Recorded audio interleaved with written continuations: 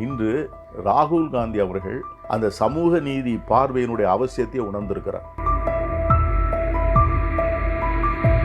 எல்லா சமூகங்களும் கல்வியும் அறிவும் முன்னேற்றம் பெற்ற சமூகமாக மாறிப்போனால் சாதிகள் தன்னாலே ஒழிந்து போகும். முன்னேற்றமே இல்லாத அடித்தட்டு சமூகங்களுக்கு மத்தியிலே ஒரு சாதியை விட்டு இன்னொரு சாதியிலே திருமணம் என்பது வெட்டு கொலையிலே போய் முடிகிறது. காங்கிரஸ் கட்சி சமூக நீதியின் மீது இப்பொழுது தனி கவனம் கொண்டிருக்கிறது, கரிசனம் கொண்டிருக்கிறது. தந்தை பெரியார் அவர்கள் 70 ஆண்டுகள் 80 ஆண்டுகளுக்கு முன்னால் சொன்ன அதே கொள்கைகளையும் அதே கோரிக்கைகளையும் தான் இன்று ராகுல் காந்தி இன்று டெல்லியிலும் மும்பையிலும் இன்று பல வட மாநிலங்களிலே ஒவ்வொரு தேர்தல் கூட்டங்களிலும் வைக்கிறார். விஜய்க்கு திருமாவளவன் சொன்ன பதில் தான் நானும். அவர் கூட்டணி தருகிறேன் என்று சொல்வதை யாரும் ரொம்ப சீரியஸாக எடுத்துக்க மாட்டாங்க. 50 ஆண்டுகள் 60 ஆண்டுகள் தமிழக அரசியலிலே பழமும் நின்று கொட்டையும் போட்டு பல்லாண்டுகள் அனுபவம் உள்ள கட்சிகளை எல்லாம் வெளியே வைத்து விட்டு உங்களுக்கெல்லாம் நான் பங்கு தருகிறேன். அதாவது எல்லா கட்சிக்கும் ஆட்சியிலே பங்கு பெற வேண்டும், தங்களுக்கு அமைச்சரவையில் இட வேண்டும் என்கிற எண்ணமும் ஆசையும் எல்லா அரசியல் கட்சிகளுக்கும் இருப்பது இயற்கையானது. எல்லாருடைய நியாயத்துக்காகவும் போராடுகின்ற நல்ல உள்ளம் கொண்ட நேரு அவர்களுக்கு கூட அந்த இடஒதுக்கீட்டினுடைய முழுமையான தாற்பயம் புரியவில்லை.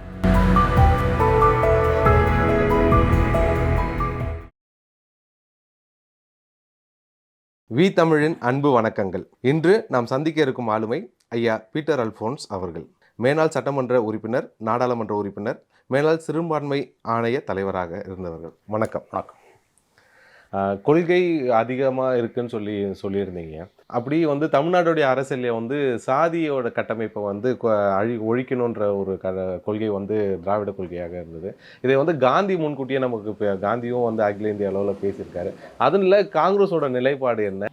காங்கிரஸ் கட்சியினுடைய அரசியல் வரலாற்றை எடுத்து பார்த்தீங்கன்னா, இந்த சாதியை பற்றி அதிகம் சிந்திக்காத கட்சியாக காங்கிரஸ் கட்சி சுதந்திர போராட்டத்தின் போதும் சுதந்திர போராட்டத்தை தொடர்ந்தும் புதிய இந்தியாவை உருவாக்குகின்ற போதும் அதன் தலைவர்கள், அதை வழிநடத்திய தலைவர்கள் சாதியை பற்றி பெரிதாக சிந்தித்தவர்கள் அல்ல, சாதியினுடைய கொடுமைகளை அனுபவித்தவர்களும் அல்ல.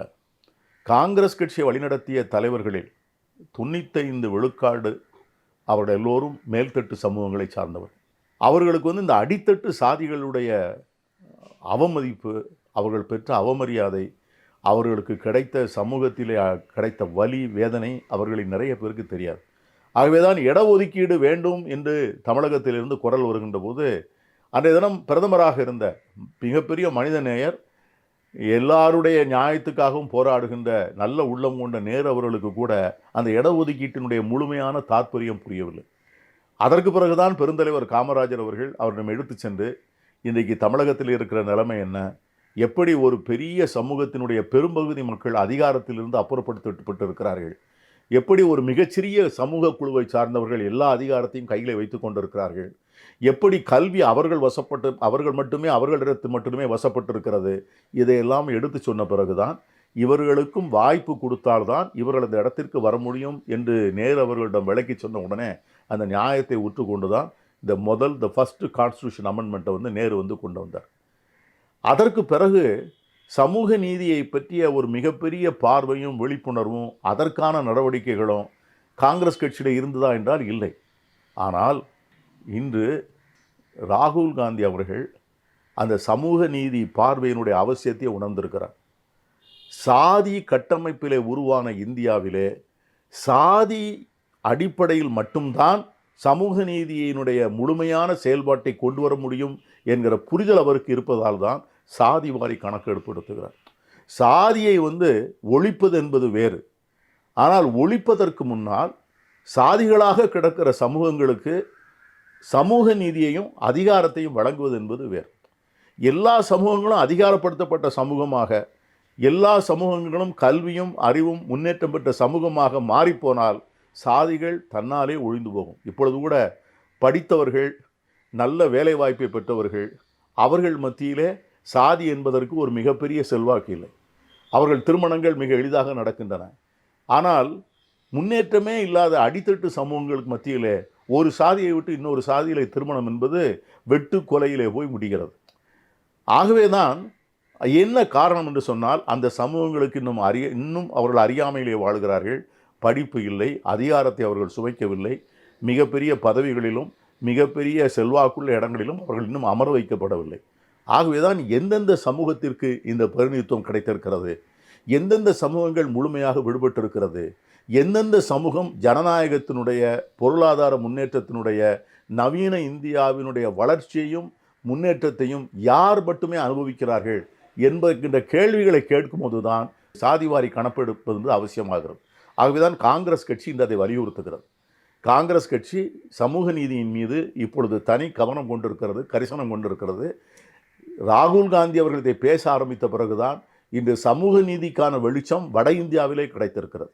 தந்தை பெரியார் அவர்கள் 70 ஆண்டுகள் 80 ஆண்டுகளுக்கு முன்னால் சொன்ன அதே கொள்கைகளையும் அதே கோரிக்கைகளையும் தான் இன்று ராகுல் காந்தி இன்று டெல்லியிலும் மும்பையிலும் இன்று பல வட மாநிலங்களிலே ஒவ்வொரு தேர்தல் கூட்டங்களிலும் வைக்கிறார். அந்த இளைஞர்கள் மத்தியிலே விழிப்புணர்வு வந்திருக்கிறது. ஆகவே சமூக நீதிக்கான புதிய பார்வையினை காங்கிரஸ் இந்தியா முழுவதும் விரிவாக்கம் செய்திருக்கிறது. அதற்கு ராகுல் காந்தி ஒரு மிகப்பெரிய காரணமாக இருந்தார் என்று நான் சுட்டிக்காட்டுறேன்.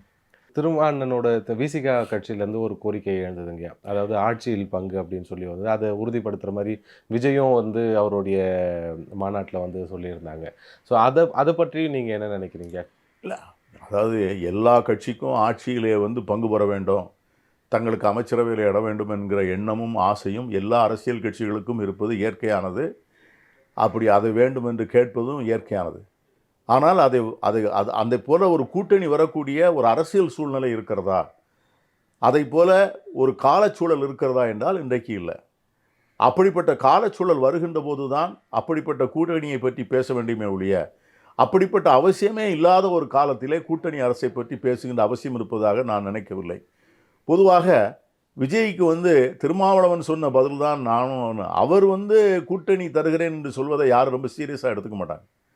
ஏன்னா அவர் வந்து இன்றைக்கி வந்து ஒரு ஒரு ஒரு மாதம் 2 மாதம் வயது 2 மாதம் பிறந்த குழந்தை என்பது 50 ஆண்டுகள் 60 ஆண்டுகள் தமிழக அரசியலிலே பழமும் நின்று கொட்டையும் போட்டு பல்லாண்டுகள் அனுபவம் உள்ள கட்சிகளை எல்லாம் வெளியே வைத்துவிட்டு உங்களுக்கெல்லாம் நான் பங்கு தருகிறேன் என்று சொல்வதை யாரும் ரொம்ப சீரியஸாக எடுத்துக்க மாட்டாங்க.